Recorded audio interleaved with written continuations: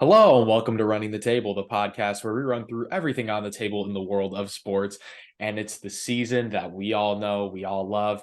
It's draft season. It's a little bit close. The draft is right upon us, but like we do every year, we're going to be breaking down some of the key players at the key positions in this year's draft class, starting with, of course, the signal callers, the quarterbacks. Tim, are you ready to go? Quarterbacks are on the table. Let's run it. NFL draft. Let's get it. The first quarterback we're going to break down is Alabama's Bryce Young. So his NFL comparison being Drew Brees, there's a big reason for that. His upside comes more from his film and less from his size. Let's start with the positives about Bryce Young. Yeah. He has a really calm demeanor about him, great leadership qualities. He played in a pro style offense working with Bill O'Brien. That is a plus. That's a huge advantage. He has really good pocket presence and awareness of the rush. He's good at going through his progressions, and he anticipates the throws for open receivers, which is a great next level trait. The main knock, of course, Tim, you did, it's his size. Bryce Young Yep. stands at 5'10", 204. So the durability will be a concern because of that smaller frame. How big of a concern it's going to be, that'll vary from person to person.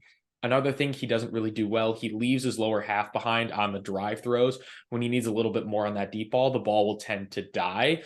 But for me, that processing ability separates him from the rest of the class. And if there is a slam dunk best quarterback in this draft class, it's Bryce Young. I would agree with that. Obviously, we talked about height being the main concern, but other than that, he is truly an overall quarterback prospect in terms of the NFL draft. He's considered to be one of the best football minds in the quarterback position out of this draft, and it's pretty clear to see why.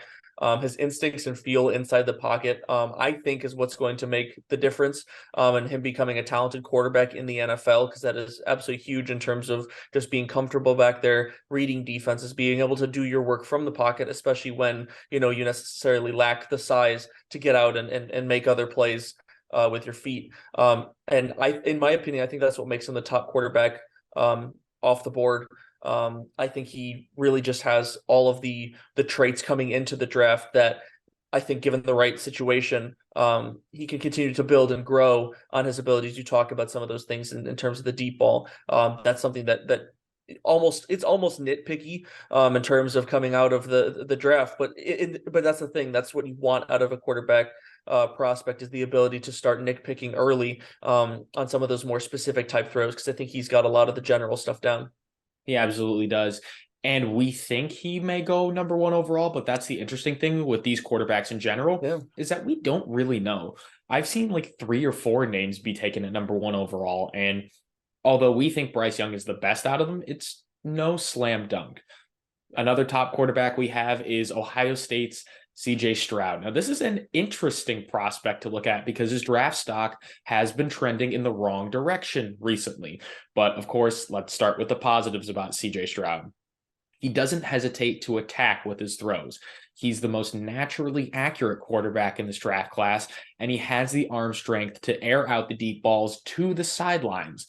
But what he needs to do better is he needs to play with better recognition and the respect for the safeties. He may not look off that safety on the initial first read, and interceptions arise when he refuses to come off a primary receiver. Now, I don't know about you, but that's something that I've seen with a few Ohio State quarterbacks that we've evaluated. And that's part of the issues with CJ Stroud, is just the general concern about Ohio State quarterbacks at the NFL level in general. But the big thing that's come out recently is the S2 cognition test. Now that, for those who don't know, Oh gosh. it's an exercise testing how quickly a player processes information. Guys like Josh Allen, Patrick Mahomes, they've scored very highly on this. Bryce Young scored really darn high on this. It's basically on a scale from 0 to 99. Stroud scored an 18. Yeah, Not that great. was a little bit brutal to see. So what I'm reading recently is that a lot of scouts and executives are seeing red flags, and I really wouldn't be surprised if there was a quarterback that fell into like the mid-late first round. It could be CJ Stroud. It definitely could be. You talk about that test, and it's hard to tell in terms of like what would be some of the reasoning for that, other than just his I guess possibly lack of ability to process things, which you could definitely consider to be a concern. In terms of his overall ability, I mean, we did see a lot of great flashes at Ohio State.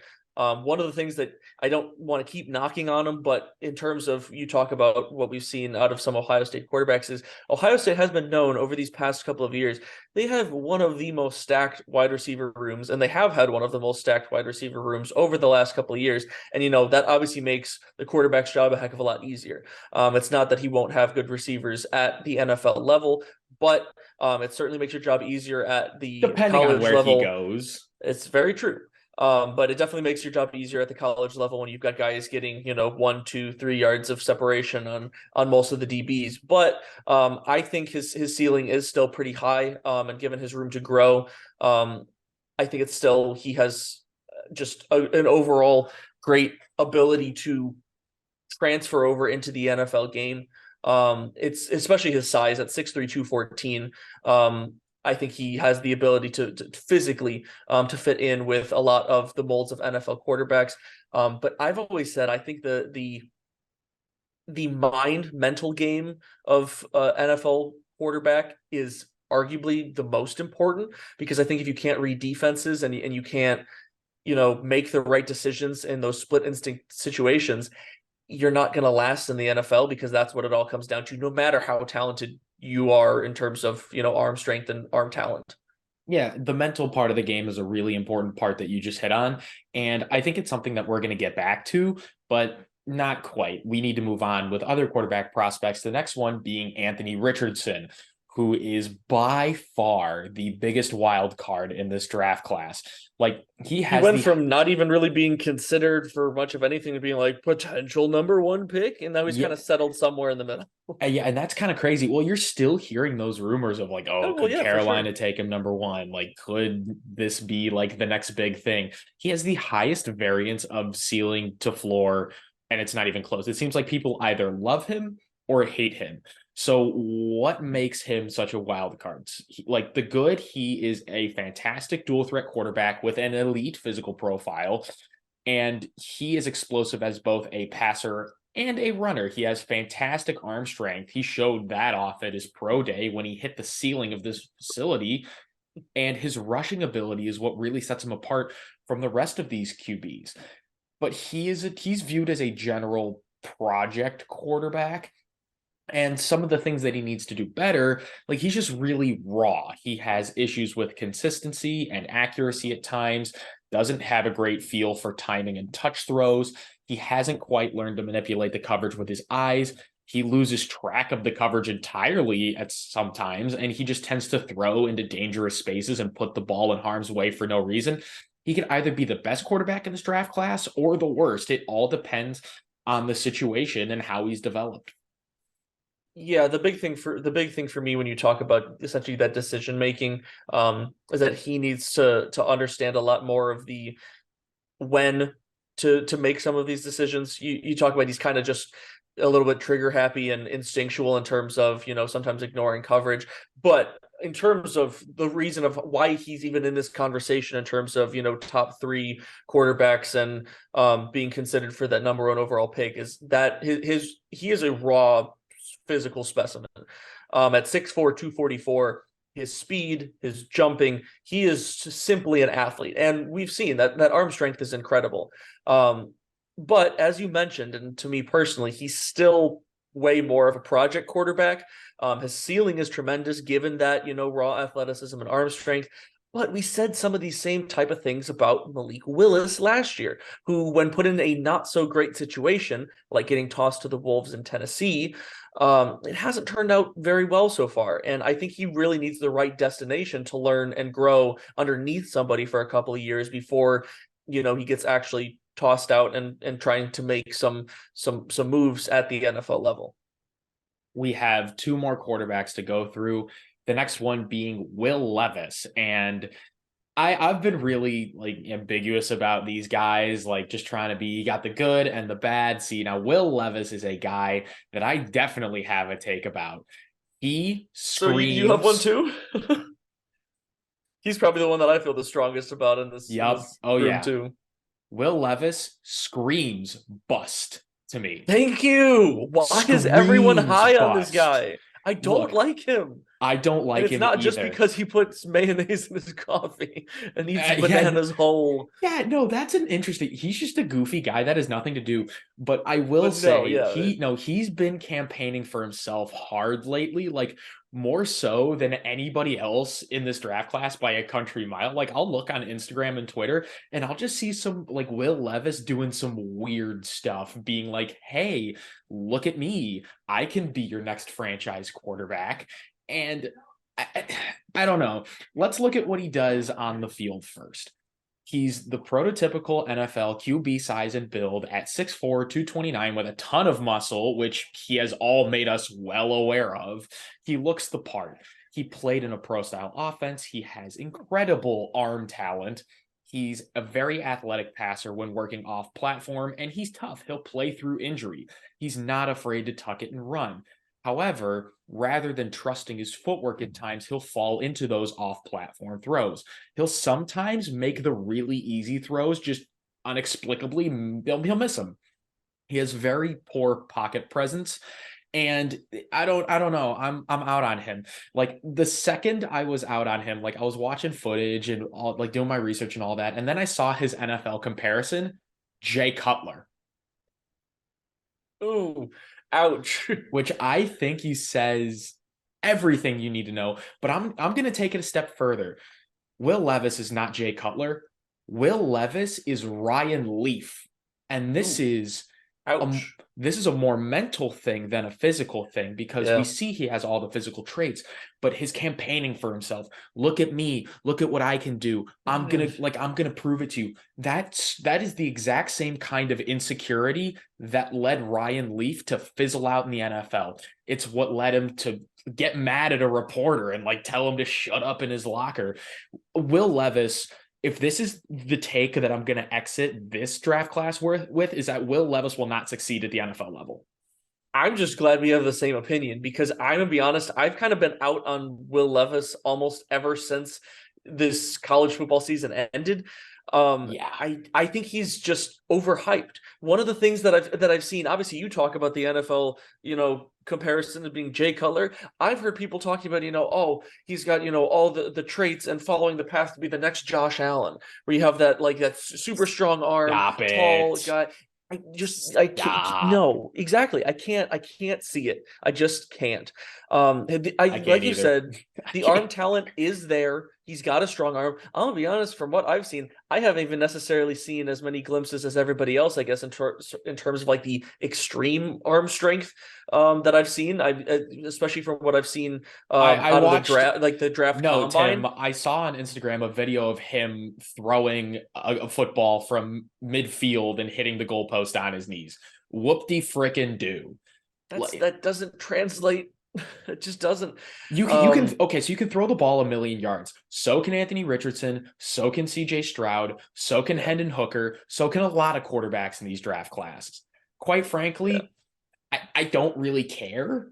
Like, No, I don't it's like either. put simply, I'm way more worried about the mental side than the physical side. We talked about his physical ability, but I'm not sure if he has the mental side of being a top or even, a top 32 NFL quarterback. In my mind, I don't think I see anything more from him than a career backup, and maybe that might even be generous. look, Will, if you see this for some reason and you want to prove us wrong, I go mean, by all for it. means, Yeah, I've been wrong. no. I've been wrong plenty of times before on these analyses. It's just I don't know. Yeah, no, I this don't this really is like the way he definitely carries himself. no, I And don't that's either. it's not nice to say, but I'm not a huge fan. You Prove can't me mince wrong. words though when Prove me you wrong. no, well, we have one more quarterback to go through, and that is Hendon Hooker from Tennessee. There are two big knocks on Hendon Hooker. His Uncle Rookie. yes, age, but more importantly, his torn ACL. Eh, You say Uncle Rookie, he's gonna be 25 years old when he enters the yeah, NFL, which is old. it's up there. But in terms of his game, he's a very rhythmic passer. He prefers to keep the plays on schedule rather than improv, which I'm sure some coaches love, like some old school by the book coaches. Hendon Yeah. Hooker is going to do that beautifully for you. He's very patient in allowing routes to his develop. He has the best footwork out of the prospects this year, which another thing that coaches love. He keeps the ball out of harm's way. He had a really good touchdown to interception ratio at Oh yeah. Tennessee, but some knocks. He didn't have to go through his progressions much. That's partly due to Tennessee's offense because he didn't really need Yeah. to. He needs to prove that he can hit stationary targets in tight windows. It's the tight windows part that I want to emphasize, not that he can't hit stationary targets. All these quarterbacks can hit a stationary If you're target. a quarterback and you struggle to hit stationary targets, you got some serious issues. Yeah, you do, Aiden O'Connell. Never mind though. It's the tight windows part that I'm more concerned about. If you like, it's easy to hit a guy when he's open by like 5 yards, but when he's open by like a yard, can you really fit that ball into that tight window? And he struggles when he's forced to move and improvise. Like thank goodness he didn't really need to do that because when he was forced to do that, it wasn't pretty. He also takes too many hits as a runner, especially with that knee. You're gonna want to teach him to slide. So I actually like Hendon Hooker more than Will Levis, even with Me the age. too. Yeah, even with the age and the torn Wow. ACL, I have Hendon Hooker higher on my draft board than Will Levis. And I do too. for a slight second, I debated moving Tanner McKee over Will Levis, but I Ouch. digress. Back to Hendon Hooker. I think there are a lot of things that you can like about his game. There are just a few really important knocks that are going to keep teams away. For sure. We talk about the age. Obviously, a lot of teams will shy away Uncle from rookie, shut up. you see a lot of teams shy away from older rookies just because of the fact that you want to see a certain development by a certain point. And given Mhm. sort of the knocks that he has at 25 years old, you start to see sort of the closing of the window in terms of maybe how far you can develop in terms of your ceiling. But from what everything that I've seen is he's known as a great leader, and his ability is 100% there. That coming off that torn ACL certainly hurts his draft stock. I think someone will take a chance on him just specifically because of that ability. And even though he's got a lot to learn, if he wants to be an NFL quarterback. But the big thing, we talk about the way that he existed sort of in that Tennessee offense with the tight windows and stationary targets. A lot of what Tennessee's offense kind of consisted of is that run and gun, throw it up and see if you can get a receiver to come underneath it. And that's just not going to fly all the time in the NFL. You're not going to get guys that can dust NFL corners on 3 out of 4 plays. So he definitely has a lot to learn in terms of adjusting his own style of play to fit the NFL rather than essentially running around and just throwing a 45-yard bomb and hoping Jalen Hyatt or Cedric Tillman, I believe, was his other receiver that they just, Mhm. just run a streak and hopefully you're open. Yeah, who are both fantastic NFL prospects, For by the sure. way. And here's the thing: you talk about all of these areas of his game that he needs to work on. I keep going back to the age because if he was 22, none of it Yeah, would then matter. he's in a great Yeah, situation. But the it's the fact that ACL he's tear wouldn't 25 and matter. hasn't Like, necessarily gotten to that point yet. yeah, let's put this in perspective. Jordan Love is 24. So do with that information, but what you Ooh, will. But the age is certainly going to be an important factor. yeah.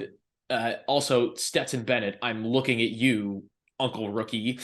But Stetson Bennett has some other things that he's been dealing with as an NFL prospect.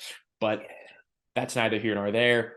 Those are the main prospects that you're going to be looking for in the first round of the draft, second round of the draft early on, and that are going to get meaningful playing time right away in the NFL. But that's all we have for our 2023 NFL draft quarterback position outlook. We'll be doing the running backs, the receivers, and bringing you more draft content as the draft very quickly approaches. But if you want to watch our other stuff, we have lots of stuff about the MLB that's right underway. We did college basketball back in March. That was always a fun time. Football is still king. That's why here we are, and we'll have so much You know it. more in the future. Like and subscribe if you want more from us. And until next time, we out.